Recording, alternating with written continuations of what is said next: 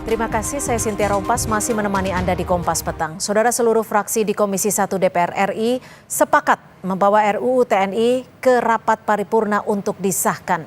Langkah ini dilakukan di tengah munculnya penolakan dari akademisi dan masyarakat sipil terhadap revisi Undang-Undang TNI. Seluruh fraksi di Komisi 1 DPR RI sepakat membawa RUU TNI dibawa ke rapat paripurna untuk disahkan. Kesepakatan ini diambil dalam rapat pleno RUU TNI antara Komisi 1 DPR dan pemerintah. Langkah ini dilakukan di tengah adanya penolakan dari publik terhadap revisi Undang-Undang TNI.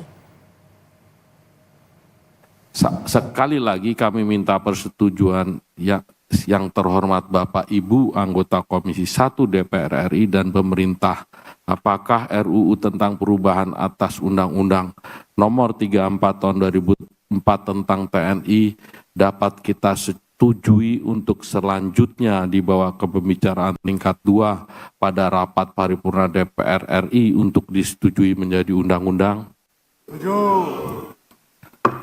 Terima kasih.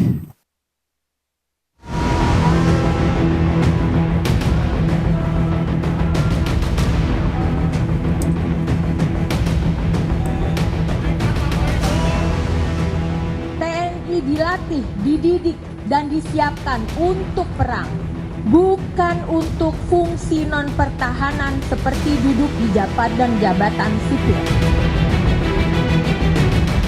Berkenaan misalnya dengan isu penugasan, jangan itu kemudian dimaknai sebagai fungsi ABRI, tidak. Di tengah penolakan masyarakat sipil dan akademisi terhadap revisi Undang-Undang TNI, Komisi 1 DPR RI bersama dengan pemerintah telah menyepakati revisi Undang-Undang TNI dibawa ke rapat paripurna DPR besok untuk disahkan. Koalisi masyarakat sipil yang mengkritisi revisi Undang-Undang TNI tidak hanya mengeluarkan petisi, tapi juga bertemu dengan Wakil Ketua DPR RI Sufmi Dasko Ahmad dan Ketua serta anggota Komisi 1 DPR untuk menyampaikan secara langsung alasan penolakan mereka.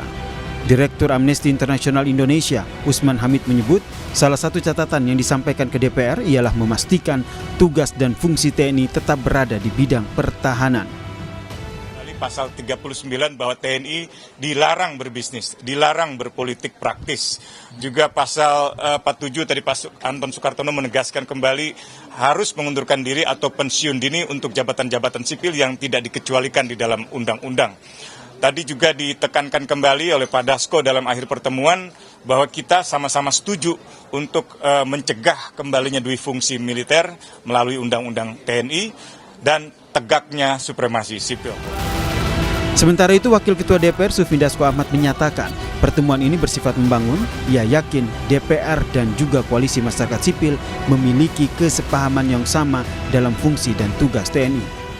Masyarakat sipil, pertemuan tadi berjalan dengan hangat, lancar, diskusi dan dialog yang membangun dan ada kesepahaman dari kedua belah pihak. Insya Allah saya pikir ada titik temu. Kami memberikan penjelasan juga sekaligus juga mengakomodir karena dari kemarin sebenarnya ini diskusinya juga sudah intens. Demikian.